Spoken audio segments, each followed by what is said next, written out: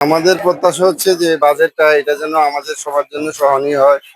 যারা সামনে শুনতেছি পে স্কেল দিবে, এখন যারা বেসরকারি কর্মচারী বা বিভিন্ন সেক্টরে জব করে যারা সরকারি পে স্কেল পাবে না, তাদের সাথে সামঞ্জস্য রেখে যেন বাজেটটা দেওয়া হয়, এটা হচ্ছে আমাদের জন্য কামনা আর কি। বাজেটের কারণে কোনো পণ্যের উপর দাম বাড়ে নাই, এটার উপর কোনো প্রভাব পড়ে নাই। বাজেট মোটামুটি সন্তোষজনক হয়েছে। বাজেটের কারণে পোল্ট্রি বা কোনো দ্রব্যমূল্য বাড়ে নাই, যা আগে জায়গায় আছে। সবকিছু সীমিতই আছে, যেভাবে আগে ছিল এখনো সেভাবে আছে। এখন পর্যন্ত কোনো বাড়ে নাই, রেট বাড়ে নাই এখন পর্যন্ত।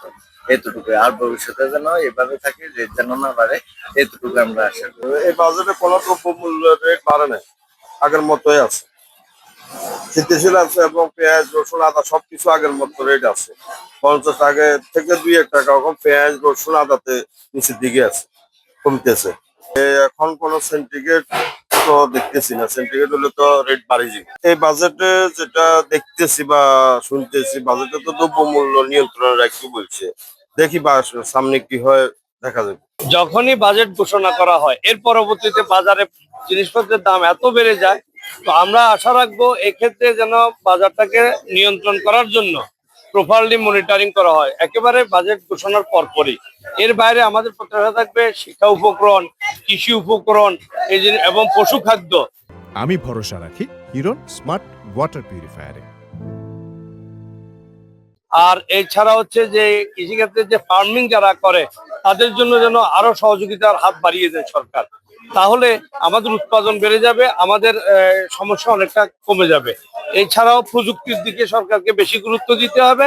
আর রেমিটেন্স যোদ্ধা যারা আছে, বিশেষ করে রেমিটেন্স যোদ্ধাদের প্রবাস থেকে আয়কৃত অর্থটা যেন নিরাপদ থাকে ব্যাংকিং সেক্টরে, এটা আমাদের চাওয়া থাকবে সরকারের কাছে। আরেকটি বিষয় সবচেয়ে বেশি গুরুত্ব দিতে হবে, সেটি হচ্ছে কর্মসংস্থানের ব্যাপারে এবং বিনিয়োগ বান্ধব একটা পরিবেশ তৈরি করতে হবে। যদি করা যায় তাহলে হয়তোবা এই বাজেটের সুফল জনগণ পাবে। না হয় এই যে বিশাল বাজেট, এই বাজেটের পরবর্তীতে দেখা যাচ্ছে যে সরকার জনগণের করের টাকার উপরে সবচেয়ে বেশি নির্ভরশীল। আমরা আশা রাখবো এই ক্ষেত্রে যেন আবার অহেতুক কর চাপিয়ে না দেওয়া হয়। এটা অনেক বড় বাজেট, যদি অনেকে বলে এটা বিলাসবহুল একটা বাজেট, আসলে বাংলাদেশ প্রেক্ষিত বাংলাদেশের প্রায় 20 কোটি জনগণের জন্য এই বাজেটটা খুব বেশি বাজেট বলে আমি মনে করি না। কিন্তু আমাদের প্রত্যাশা থাকবে এটাই, এই বাজেটটা যেন পুরোপুরিভাবে বাস্তবায়ন হয়। বাস্তবায়ন করতে হলে দুইটা জিনিসের প্রতি একটু লক্ষ্য রাখতে হবে। একটা হলো অর্থ পাচার, আর একটা হলো দুর্নীতি প্রতিরোধ।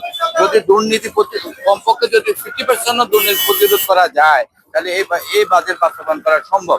কিন্তু যদি বাস্তবায়ন করা না যায়, যদি দুর্নীতি হয়, স্বজনপ্রীতি হয়, টাকা পাচার হয়, তাহলে এটা মানুষের উপর একটা বোঝা হবে।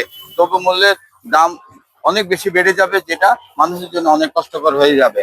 আর আমরা এখন সবচেয়ে বেশি ভুক্তভোগী, বিশেষ করে গ্যাস, বিদ্যুৎ, পানি, এদিকে আমরা অনেক বেশি কষ্ট করে জনগণ। এদিকে সরকার একটু খেয়াল করবে বলে আমি মনে করি।